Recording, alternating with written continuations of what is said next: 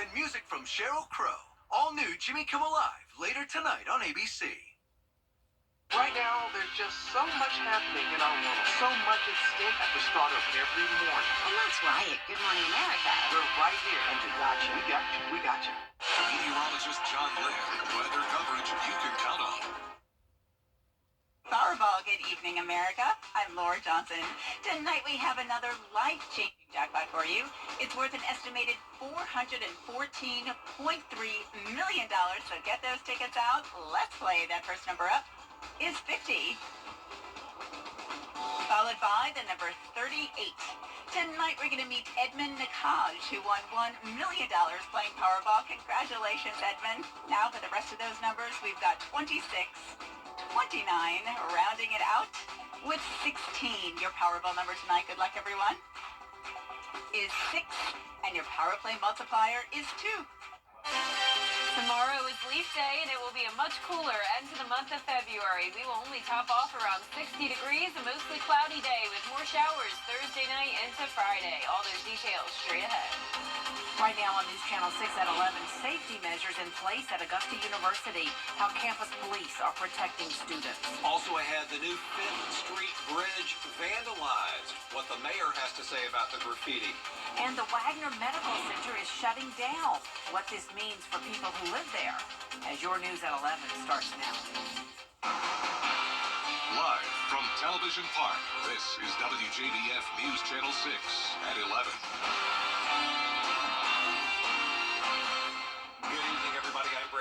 And I'm Jenny Montgomery. Thanks so much for joining us. Coverage you can count on begins as Augusta University police are reminding students and staff of the safety protocols in place in case there is an emergency. The story tonight from News Channel 6's Isabella Moody. Augusta University police are making a conscious effort to ensure that students, parents, and staff feel safe on the Augusta and Athens campuses after the tragedy involving an AU nursing student on the Athens campus last week. Although AUPD worked with the UGA police to keep watch over the AU nursing campus in Athens, they want to make sure that the officers from AU went to Athens to engage with their students and faculty there. We wanted to make sure that our students there felt safe, for sure. So we visited there. We had some good conversations with the students, staff, and faculty at that location, and offer some safety tips. The murder of Laken Riley has shaken up not only UGA, but all college campuses. And with Augusta University being closely related, Lyon wants to continue to strive to keep the students, faculty, and staff at the Augusta campuses feeling safe. Since the tragedy happened, of course, we want to make sure that we're very visible out on our campus, and our officers do a really good job at being active and doing our one-by-one policing, getting out and interacting with our community, engaging our community, and building trust that way. Students at AU feel safe while they are on campus, but want more safety measures when getting to and from different AU campuses. I feel safe walking on campus, not as much like walking to my car, having to walk on 15th Street. The campuses at AU are pretty spread out, and getting from campus to campus, if you don't have a car, and is not the best. Lyon wants to keep reminding the students on campus of the available safety measures in place. So we just reiterate our strategies and continue to educate folks on the strategies that we do have. Safety escorts, our Rave Guardian app, making sure that folks know if they see something to say something, give us a call, make sure that they know what number to call. And we can always call AUPD. I haven't called them yet myself, but I know people who have, for rides and whatnot. Time now for a first check of the forecast. And for that, we want to check in with meteorologist Jenna Petracci. Well, we had a cold front come through earlier, and that's what brought us those thunderstorms, and it's still bringing us some very gusty winds and cloudy skies. Here's a live look at satellite and radar now. We have that cold front along the coastline. Showers all up and down the East Coast. High pressure to our west, though. That's what will be moving in, and that'll dry us out for the first half of our Thursday. But let's start out with a look at those storm reports. We had a few reports of trees down up in McCormick County, Columbia County, and Saluda County. Overall, nothing too bad, fortunately, with these storms. They were in and out of here very quickly.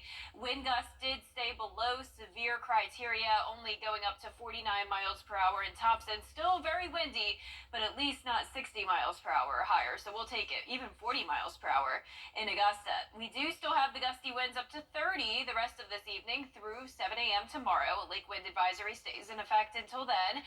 The winds are coming in strong from the north behind that cold front.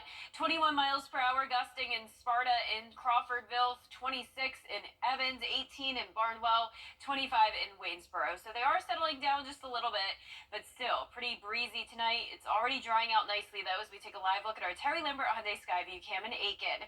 No rainfall recorded in the Augusta Metro today, other than just trace amounts, according to our almanac, but I'm sure that'll update later. This was from earlier today, but all of us under a half an inch today. It was a warm afternoon. We made it to 77 degrees, low of 58, well above average. And right now, temperature is already dipping down into those low 50s. 52 in Evans, Wrightsville 54, and 49 already in Lincolnton. Much colder than it was yesterday. We also have the drier air moving in. Dew points are dropping into the 30s. You'll definitely notice the change in temperatures tomorrow. So a windy Wednesday night, much cooler on Thursday.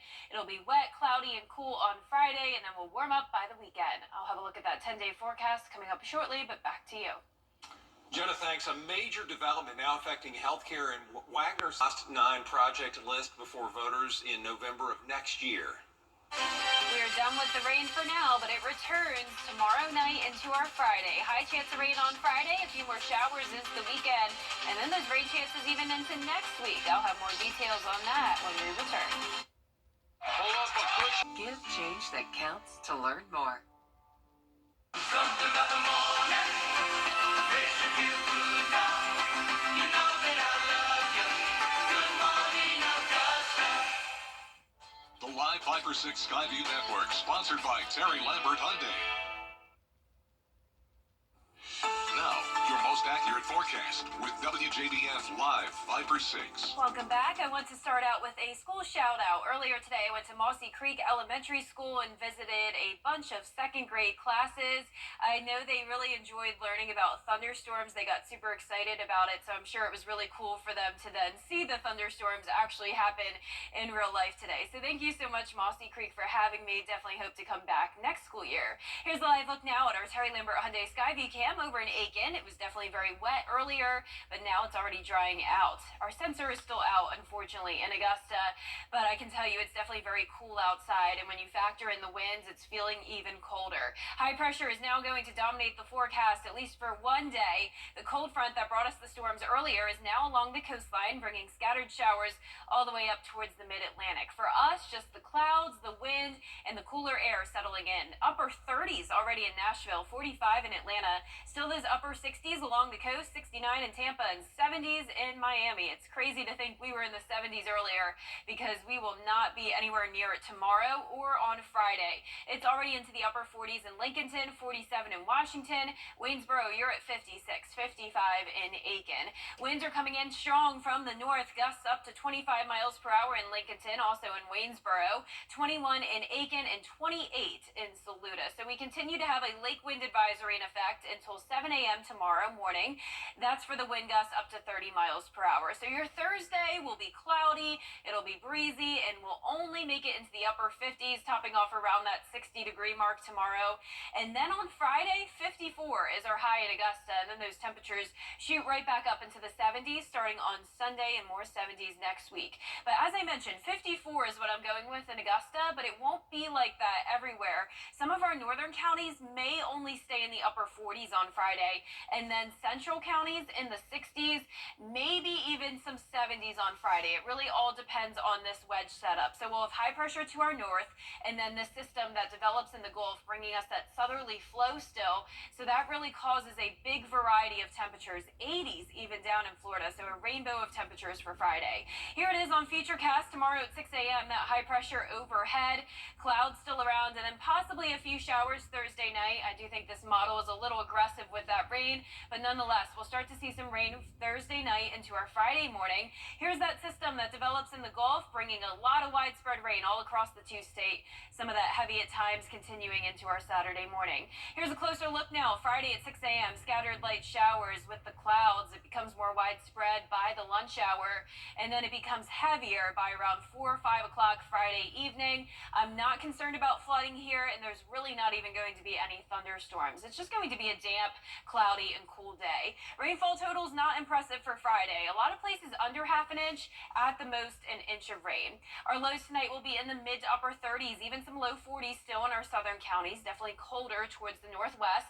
Similar setup for the highs tomorrow. Upper 50s towards the northwest, a little bit warmer in those 60s towards the south.